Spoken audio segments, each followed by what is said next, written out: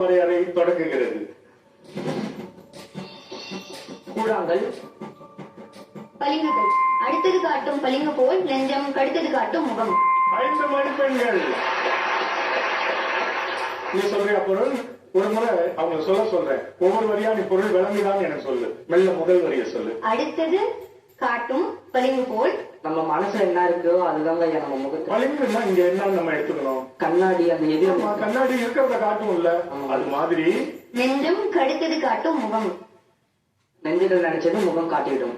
அப்படின்னா என்ன சொல்ல வர்றாரு வள்ளுவர்? ஏன்னா நம்ம என்ன நினைக்கிறோமோ அதுதான் நம்மளோட முகம் வழியா வெளிப்படும். இதான் எல்லாருக்கும் தெரியுமே. இதை எதுக்கு வள்ளுவர் சொல்லணும்?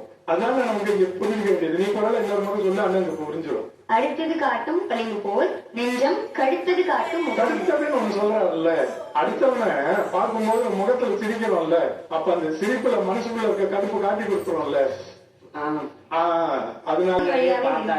அதனால எல்லாரும் நேசிக்க கற்றுக்கொள். நீ நடிக்க ஏமாத்தலாம் முடியாதுடா, மூஞ்ச காட்டி சொல்ற.